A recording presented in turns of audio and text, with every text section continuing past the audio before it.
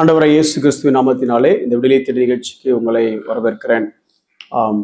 Practical Christianity, அதாவது நடைமுறை கிறிஸ்தவம். எப்படி இந்த கிறிஸ்தவ வாழ்க்கையை வாழணும்?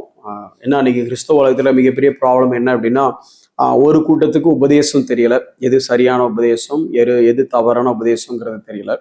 இன்னொரு பக்கம் இன்னைக்கு இருக்கிற டெக்னாலஜி அட்வான்ஸ்மெண்ட்ஸ் பிளஸ் இன்னைக்கு இருக்கிற மெட்டீரியல்ஸ் அவைலபிலிட்டி, அதாவது ரிசோர்சஸ் அவைலபிலிட்டி, இதெல்லாம் பார்க்கும் பொழுது எது சரி தப்புன்னு சொல்லி நம்ம ஆட்களுக்கு இப்போ கால்குலேட் பண்ணி, ஓகே இவர் எப்படி சொல்றாரு, இவர் எப்படி சொல்றாரு, அப்போ எது சரி, ஓகே ரைட் தான் சார் கரெக்ட், நல்ல விஷயம். அதாவது எல்லாவற்றையும் சோதித்து பார்த்து நலமானதை பற்றி கொள்கிறது உண்மையிலே சூப்பர் ஃபேண்டாஸ்டிக்.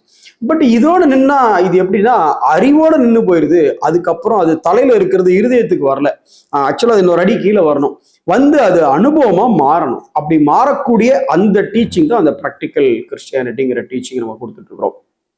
ஏன் ரோமர் 12வது அதிகாரத்துல இருந்து ஆரம்பிச்சோம் அப்படின்னா, முதல் 11 அதிகாரங்கள் வரைக்கும் இந்த மீட்பின் திட்டத்தை குறித்தும், புறஜாதிகள், யூதன் அப்படின்னு சொல்லி அப்புறம் விசுவாசத்தால் நீதிமானாக்கப்படுதல், அதுக்கப்புறம் எப்படி இயேசு கிறிஸ்துவோடு நம்ம ஜஸ்டிஃபிகேஷன், சாங்டிஃபிகேஷன், குளோரிஃபிகேஷன், அதுக்கப்புறம் இந்த இஸ்ரவேலுக்கு உண்டான மீட்பு என்ன, இப்படி எல்லாத்தையும் சொல்லிட்டான் பவுல்.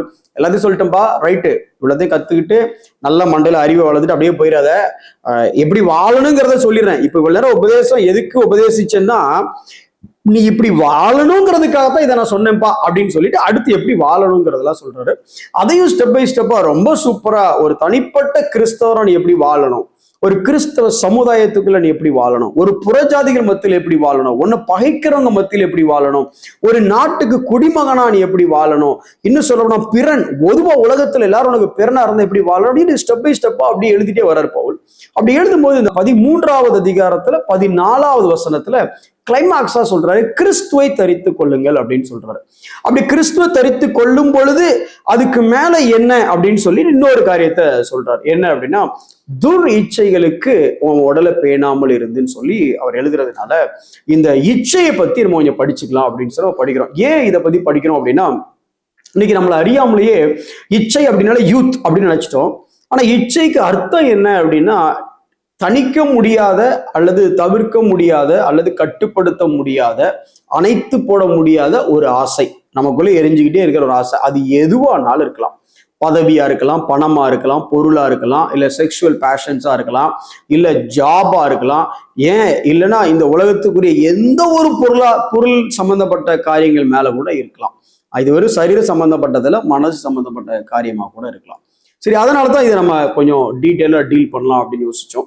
அதுல குறிப்பா யாக்கோபு எழுதின முதல் நிருபம், யாக்கோபு தான் புதிய ஏற்பாடு சபைக்கு எழுதப்பட்ட முதல் நிருபம். அந்த முதல் நிருபத்திலே முக்கியமான விஷயம், 4 விஷயம், நல்ல விஷயத்த சொல்லுங்க சார் அப்படின்னா, முதல்ல எழுதுறது பாட பத்தி எழுதுறாரு. பாட பத்தி எழுதினாரு. அடுத்து உடனே இந்த மாதிரி பாதாளத்துக்கு ஏற்ற காரியமான இந்த சோதனையை பத்தி எழுதுறாரு, சோதிக்கப்படுதலை பத்தி எழுதுறாரு. அதாவது டெஸ்ட்டை பத்தி எழுதுறாரு, அதாவது ட்ரையல்ஸை பத்தி எழுதுறாரு, எழுதிட்டு டெம்டேஷன்ஸை பத்தி எழுதுறாரு. அதை பத்தி எழுதும்போது அந்த இச்சையை பத்தி கொஞ்சம் அவர் எக்ஸாஜரேட் பண்றதை பார்க்கலாம்ல. அது இச்சை உன்னை இழுக்கும், நீ அதை சிக்கினா அது கற்பந்தரித்து அது பாவமா பிறக்கும், பாவம் அப்புறம் மரணத்தை கொண்டு வரும். அதாவது எப்படின்னா ஆசையில ஆரம்பிச்சு கல்லறையில முடியுது அப்படிங்கிற மாதிரி எழுதுறாரு. ஸோ நம்மளும் சில நேரத்துல சில காரியத்தை ஆசைப்பட்டா என்ன பிரதர், எல்லாருக்கும் வர்றதுன்னா இயல்பு தான் அந்த வயசுல அப்படின்னு நினைக்கிறோம். இல்லைன்னா இதெல்லாம் அப்படியே இப்போ பாசிங் கிளவுட்ஸ் மாதிரி பிரதர், இப்போ எப்போதும் அப்படியே இருப்பான்னு சொல்லிட முடியுமா அப்படின்னு நினைக்கிறோம். பட் இச்சைங்கிறது இழுக்கிறது, இச்சைங்கிறது சிக்கிறது, இச்சைங்கிறது கடைசியா சாவுல போய் முடிகிறது. இதுதான் பேசிக்கா கான்செப்ட். சரி, இதை குறிச்சா நம்ம பார்த்துட்டு வரலாம். அவனவன் தன் சுய இச்சையினாலே இழுக்கப்பட்டு சிக்குண்டு சோதிக்கப்படுகிறான். இது எப்படி அப்படின்னா, இந்த எலி பொறி பார்த்துருப்பீங்கன்னு நினைக்கிறேன். அந்த எலி பொறியில ஒரு பட்டரோ இல்லை ஒரு தேங்காவோ ஏதோ சம்திங் வச்ச உடனே இந்த எலி வேகமா வரும். ஆகா நமக்கு சாப்பாடுறா அப்படின்னு வேகமா வரும். வரும்பொழுதே பாருங்கன்னா பக்கத்துல ஒரு எலி செத்து கிடக்கும். அந்த எலியை பார்த்துருக்கும். அது என்னடா இவன் நம்ம ஆளு இங்க செத்து கிடக்கானே, பார்த்துட்டும் ஐயோ அப்போ ஒரு ஆபத்தா இருக்குமோ அப்படின்னு. இல்லை ஆனாலும் இது டேஸ்ட் சூப்பரா இருக்கும்ல, பக்கத்துல எலி செத்து கிடக்குடா அப்படின்னா, அது செத்து கிடக்குது அக்கா, நம்ம என்ன பண்ண முடியும், இருந்தாலும் பக்கத்துல தேங்காய் இருக்குல்ல, பக்கத்துல கேக் இருக்குல்ல அப்படின்னு சொல்லி செத்து கிடக்குற எலியை பார்த்துக்கிட்டே இது என்ன பண்ணா, ரொம்ப கேர்ஃபுல்லா தேங்காவை பிடிக்கணும் அல்லது கேர்ஃபுல்லா அந்த கேக்கை பிடிக்கும், வால் மாட்டிக்கும்.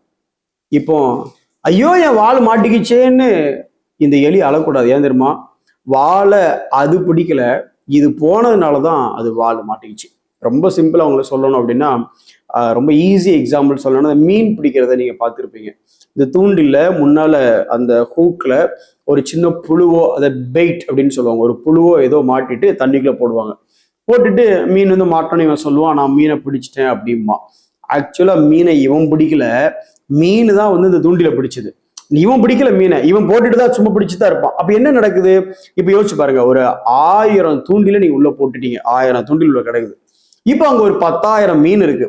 ஒரு மீனை கூட பிடிக்காம நீங்க வர்றதுக்கு வாய்ப்பு இருக்கு. எப்போ அப்படின்னா, இந்த 10,000 மீனும் முடிவு பண்ணிடுச்சு வச்சுருக்கேன், மாப்பிள்ள நாம போய் இந்த புழுவை சாப்பிடக்கூடாதுன்னு முடிவு பண்ணிடுச்சுன்னா, நீங்க எவ்வளவு பெரிய தூண்டில போட்டு எவ்வளவு பெரிய பெயிட், அதாவது புழு ஏதோ ஒரு தீனி வச்சா கூட மீன் மாட்டவே மாட்டாது. அப்போ இப்ப நீங்க யோசிச்சு பாக்குறீங்க, ஒரு தூண்டில போட்டிருக்கீங்க, இந்த மீன் பக்கத்து வரைக்கும் வந்துருச்சு, பக்கத்துல தூண்டில் பக்கத்துல நிக்குது, அந்த புழுவை பார்க்க முடியுது, தப்பு இல்லை, ஒன்றும் பிரச்சனையே இல்லை.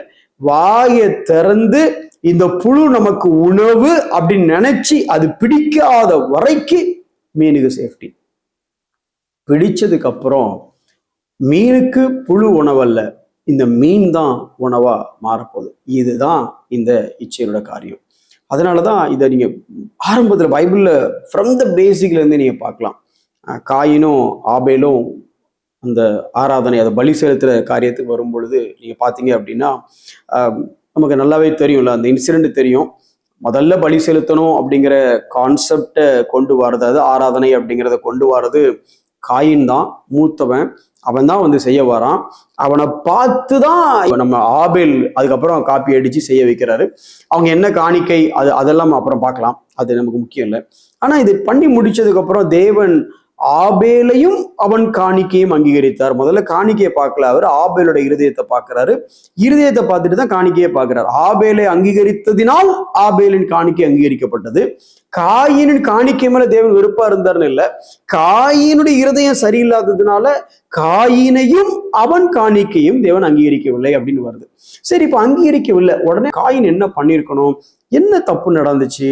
நம்மளோட சின்ன பையன் தானே அவன் வந்தா அவனோடதை ஏத்துக்கிட்டார், நம்மளோடதை ஏன் ஏத்துக்கல அப்படின்னு அவன் யோசிச்சிருக்கணும்.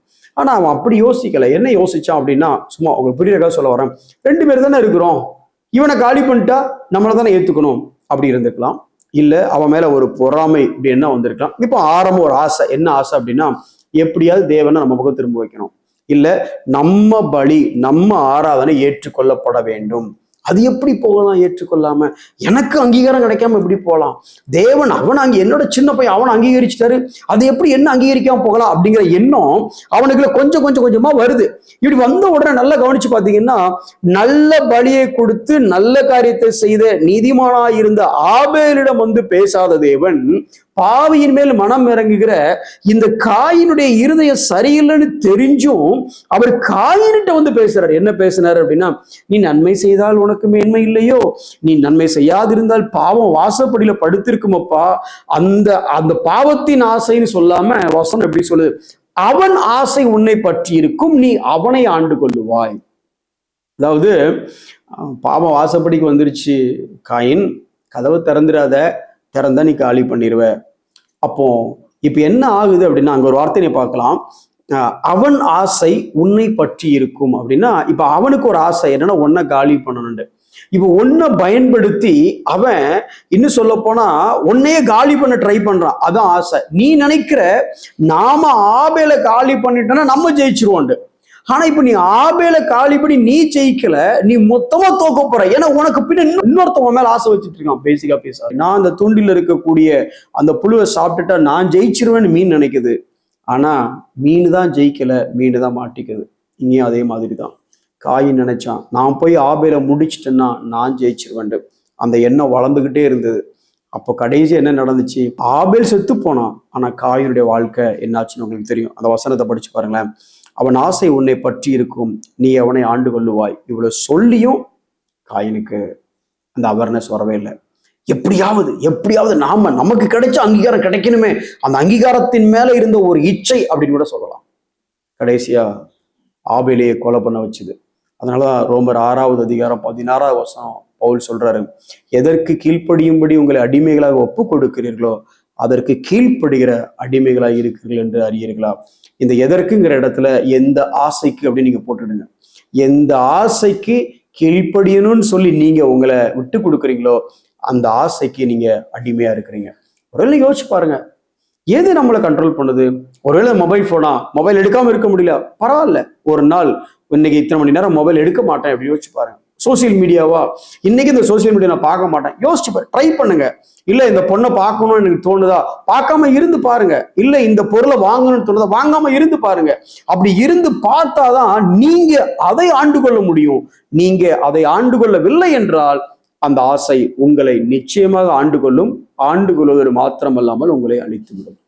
இச்சை இழுக்கும், சிக்குண்டும், பாவமாகி மரணத்தை பிறப்பிக்கும். கண்களை மூடி நாம் ஜெபிப்போம்.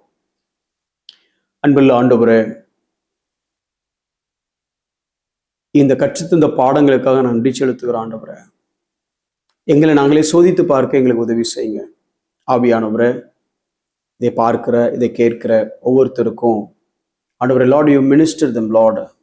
Let them find out the uncontrollable, unquenchable desires or the desires which controls them. கட்டுப்படுத்த முடியாத, தணிக்க முடியாத ஆசைகள் அல்லது அவர்களை ஆண்டு கொள்கிற ஆசைகளை அவங்களுக்கு நீ காட்டுங்க.